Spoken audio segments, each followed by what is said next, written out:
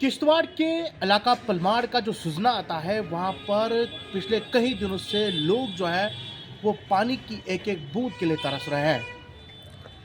आज सुबह सुबह ही वहाँ से विजुअल्स आए हैं, जिन विजुअल्स के अंदर इलाके के लोग जो है वो इंतज़ामिया के खिलाफ जो है वो बोल रहे हैं।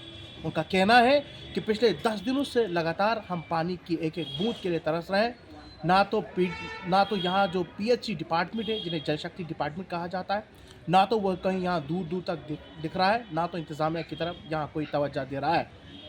उन लोगों ने कहा कि इलाके में कहीं लोग जो है वो पानी की एक एक बूंद के लिए कहीं गर रहे हैं, जो एक एक बूंद के लिए तरस रहे हैं, मगर डिपार्टमेंट जो है वो कहीं ना कहीं गहरी नींद में सोया हुआ है।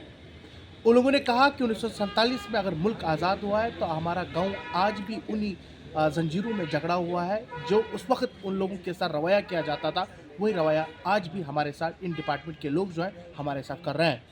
इन लोगों ने कहा कि इलाके के अंदर कई जगहों पर पाइपें जो है वो टूटी पड़ी हुई हैं, मगर डिपार्टमेंट जो है वो उनको ठीक करने में कहीं ना कहीं नाकामयाब हो चुका है। उन लोगों ने कहा है कि ज़िला इंतज़ामिया जो है वो इसकी तरफ ध्यान दे और हमें जो है कम से कम पीने का पानी और साफ़ और शफाफ पानी मिले। लोगों ने आज सुबह सुबह मीडिया से बात करते हुए कहा कि इंतज़ामिया जो है वो खामोश क्यों बैठी है। अगर पाइपें इस इलाके के अंदर टूटी हैं तो उसको ठीक क्यों नहीं कर रही हैं। लाखों करोड़ों रुपया जो है रिपेयरमेंट में निकाला जा रहा है, तो इस इलाके की तरफ सौतेली माँ का सलूक क्यों किया जा रहा है। लोगों ने कहा कि हमारे इस इलाके को जल्द से जल्द पानी दस्तयाब कराएं, ना तो आने वाले दिनों के अंदर हम सड़कों पर आकर एहतजाज करेंगे, जिसकी जिम्मेवारी इंतज़ामिया की होगी। क्या कुछ इलाके के लोग बता रहे हैं, आइए आपको सुनाते हैं। देखिए जी, हमारा मसला है आज जो है कि परिबाग जो लाइन है हमारे पास वो टूट चुकी है पिछले 10 दिनों से। तो यहाँ पे 3 ग्रेविटियाँ जो आती हैं, कोकड़ालू, राजना और परिबाग। आप लोगों को पता है कि राजना में जो हौज़ हैं वो 2 हैं, एक रोड से ऊपर एक रोड से नीचे। नीचे वाले जो हौज़ हैं उसमें से पानी जो आता है वो सुजना, चमलाई, मत्तू, भाटा और तेलन को जाता है। तो पिछले 10 दिनों से ये गाँव सफ़र कर रहे हैं पानी के बगैर।